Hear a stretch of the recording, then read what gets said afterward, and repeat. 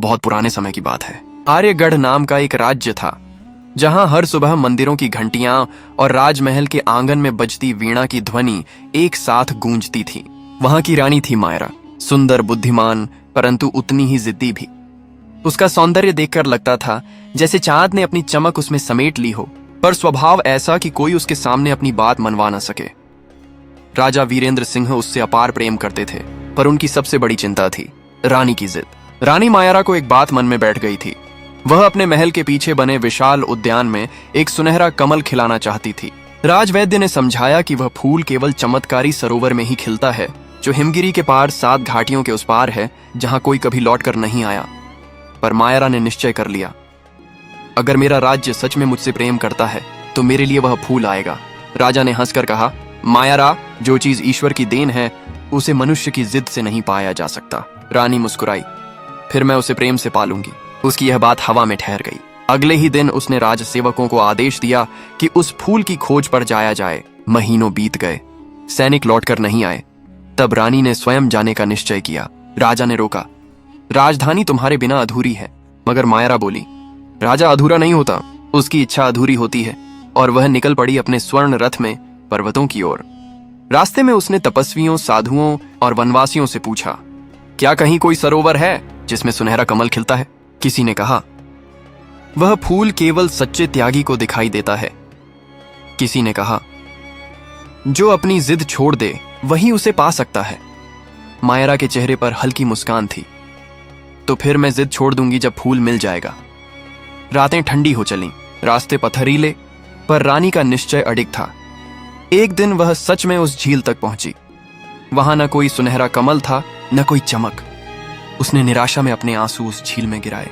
तभी झील में हलचल हुई। पानी से एक चमकीली किरण उठी और उसके आंसुओं के बीच एक सुनहरा कमल खिल उठा। रानी दंग रह गई। झील से आवाज आई, जिसे पाने की जिद में तुम निकली थीं, वही तुम्हारे त्याग से जन्मा है। मायरा ने मुस्कुराकर फूल उठा लिया। जब वह महल लौटी, राजा ने कहा, तो तुम्हारी जिद सफल रही? रानी बोली, नहीं महाराज, मेरी जिद नहीं, मेरी समझ सफल हुई। मैंने जाना कि जिसे पाने के लिए हम खुद को खो दें, वही असली जीत है। राजमहल के प्रांगण में उस दिन कुछ अलग ही चमक थी। रानी मायरा के लौटते ही नगरवासियों ने दीप जलाए, गलियों में फूलों की वर्षा हुई और महल के ऊपर शंख बज उठे।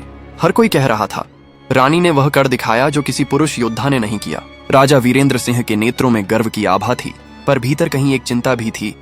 क्या सच में मायरा की जिद अब शांत हुई? रानी ने जब सुनहरा कमल राजा को सौंपा तो बोली, यह केवल एक फूल नहीं, यह मेरी आत्मा की साधना है। राजा ने मुस्कुराकर कहा, मायरा, कभी कभी जीत भी हार के समान होती है, अगर उसमें शांति न मिले। रानी ने उत्तर दिया, महाराज, मुझे शांति चाहिए नहीं, मैं उसे बनाऊंगी। उसके शब्दों में दृढ़ता थी, पर भीतर कहीं वह खुद से भी लड़ रही थी। रात गहराने लगी। रानी ने उस सुनहरे कमल को अपने उद्यान में लगाया। चारों ओर उसकी चमक फैल गई। हर दिन वह उसी फूल के पास बैठती, घंटों उसे निहारती। पर कुछ ही दिनों में उसने देखा, फूल मुरझाने लगा है। वैद्य बुलाए गए। उन्होंने कहा, महारानी, यह फूल इस धरती का नहीं है, यह केवल प्रकाश में ही जीवित रह सकता है। रानी ने आदेश दिया, तो राज्य का हर दीप इस फूल के लिए जलेगा। और सच में उस रात पूरा आर्यगढ़ जगमगा उठा। महल से लेकर गांव तक हर घर में दीपक जलाए गए, पर सुबह तक फूल फिर भी आधा झुका हुआ था। रानी बेचैन हो उठी। वह मंदिर गई, देवी की मूर्ति के आगे सिर झुकाया। हे माँ, मैंने तुम्हारे उपवन से यह फूल लिया, अब यह मुरझा रहा है, बताओ मैं इसे कैसे बचाऊं? तभी उसके भीतर एक आवाज गूंजी, जिसे पाने की जिद थी, अब उसे बचाने की जिद क्यों? रानी सिहर उठी। वह बोली, क्योंकि यह मेरा प्रेम है। आवाज ने कहा, प्रेम तो देन है, अधिकार नहीं। रानी के आंसू बह निकले।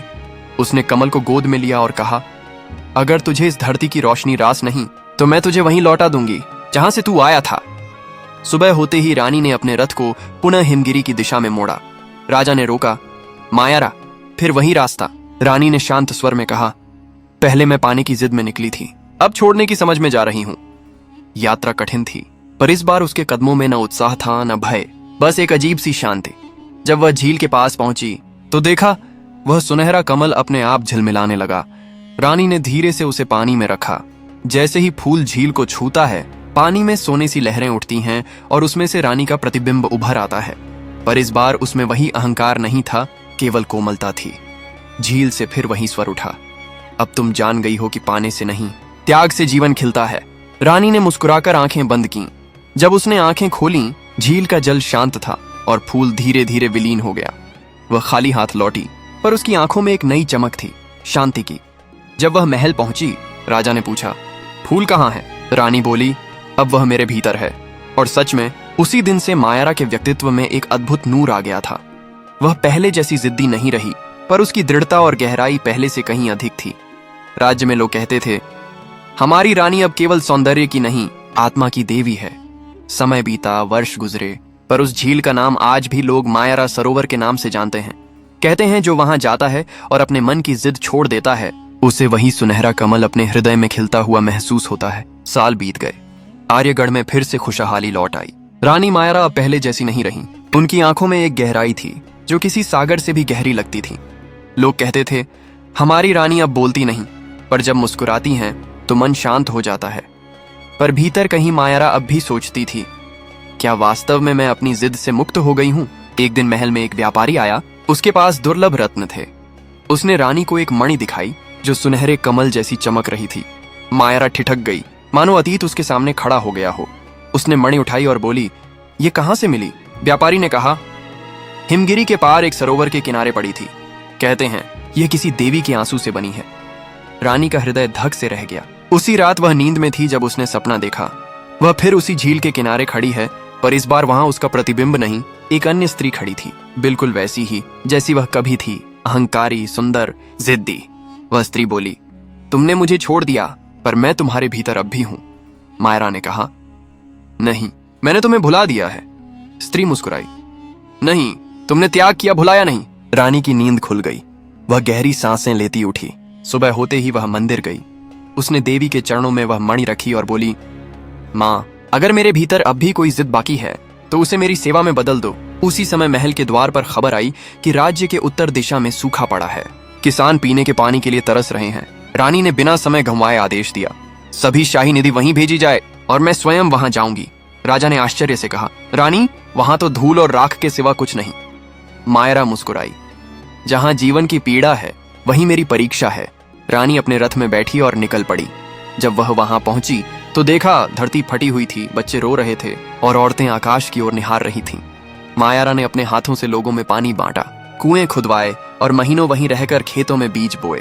धीरे धीरे बारिश आई। लोग बोले, रानी मायारा हमारे लिए वरदान है। पर रानी ने कहा, नहीं, यह तुम्हारा विश्वास है जिसने धरती को जगा दिया। उसी रात जब वह विश्राम के लिए बैठी, आकाश में बिजली चमकी और दूर क्षितिज पर उसने देखा एक झिलमिलाती किरण, ठीक वैसी जैसी कभी उस झील में उठी थी। उसने मन ही मन कहा, अब मैं समझी माँ, सच्चा कमल बाहर नहीं, लोगों के दिलों में खिलता है। सुबह जब वह आर्यगढ़ लौटी तो उसकी चाल में कोई गर्व नहीं था, बस एक शांति थी, जैसे नदी सागर से मिल चुकी हो। महल के द्वार पर राजा खड़े थे। बोले, मायारा, अब तुम्हारे चेहरे पर वही तेज है जो पहले सुनहरे कमल में था। रानी ने हंसकर कहा, महाराज, अब मैं वही कमल हूं। राजा ने झुककर उसके चरणों को छुआ। उस क्षण पूरा महल दीपों से भर गया। कहा जाता है उस दिन से आर्यगढ़ में कभी सूखा नहीं पड़ा, क्योंकि हर हृदय में करुणा का कमल खिल गया था और रानी मायरा का नाम अमर हो गया। वह रानी जिसने अपनी जिद को करुणा में बदल दिया। सालों बीत चुके थे। आर्यगढ़ अब समृद्ध और शांत था। रानी मायरा वृद्ध हो चली थी, पर उनके चेहरे पर ऐसी आभा थी जो किसी देवी की मूर्ति जैसी लगती थी। उनके बालों में सफेदी थी, पर उनकी आंखों में अब भी वही उजाला था जो कभी सुनहरे कमल में झिलमिलाया करता था। अब वे महल की छत पर हर सुबह बैठती, दूर क्षितिज की ओर देखती और धीरे से मुस्कुरा देती। राजा वीरेंद्र सिंह का स्वास्थ्य भी कमजोर पड़ गया था। एक दिन उन्होंने रानी से कहा, मायारा, हमने राज्य को समृद्ध बना दिया, पर अब समय है कि हम अपनी विरासत को किसी और हाथों में सौंप दें। मायरा ने कहा, महाराज, राज्य नहीं, विचार सौंपिए, ताकि आने वाली पीढ़ियां सीख सकें कि शक्ति जिद में नहीं, संयम में है। राजा ने उसकी आंखों में देखा, तुम वही मायारा हो जिसने मुझे भी सिखाया कि प्रेम कभी हुक्म से नहीं चलता। वे दोनों कुछ क्षण मौन रहे और हवा में मंदिर की घंटियां बजने लगीं। अगले ही दिन रानी ने नगर सभा बुलाई। उसने अपने पुत्र युवराज आरव को राजगद्दी सौंपते हुए कहा, याद रखना मेरे बेटे, राज्य सोने से नहीं, लोगों के विश्वास से चलता है, और अगर कभी तुझे जीतने की जिद हो तो पहले देने का साहस पैदा कर लेना। पूरा दरबार स्तब्ध था। रानी के शब्द हर हृदय में उतरते जा रहे थे। उसी रात रानी ने अपने पुराने कक्ष में कदम रखा। दीवार पर वही चित्र टंगा था, उस सुनहरे कमल का। वह उसके पास गई और धीरे से कहा, अब मैं तुम्हें छोड़ नहीं रही, तुम्हें अपना कर जा रही हूं। उसने आंखें बंद की और एक हल्की हवा महल में बह चली। सेवक दौड़े, राजा पहुंचे, पर रानी मायरा शांत थीं। उनके होठों पर मुस्कान थी और उनके हाथों में वह छोटी सी मणि थी जो कभी व्यापारी लेकर आया था। कहते हैं उसी पल महल के बगीचे में एक सुनहरा कमल खिला, बिना किसी झील, बिना किसी रोशनी के, बस उसकी आत्मा की ऊष्मा से। राजा ने उसे देखकर कहा, मायरा, तुम्हारी जिद ने अंततः ईश्वर को भी झुका दिया। वर्षों बाद जब राजा का भी निधन हुआ तो लोगों ने दोनों की समाधि उसी उद्यान में बनवाई जहां वह कमल खिला था। समय के साथ वह स्थान तीर्थ बन गया। लोग दूर दूर से आने लगे। कहते हैं वहां जब कोई अपनी हठ या दुख लेकर आता है और आंखें बंद करता है तो उसे वही आवाज सुनाई देती है जो मायरा ने कभी सुनी थी। जिसे पाने की जिद थी वही छोड़ने में मिल जाता है। आज भी उस उद्यान में हवा बहती है, फूल खिलते हैं और संध्या के समय जब सूरज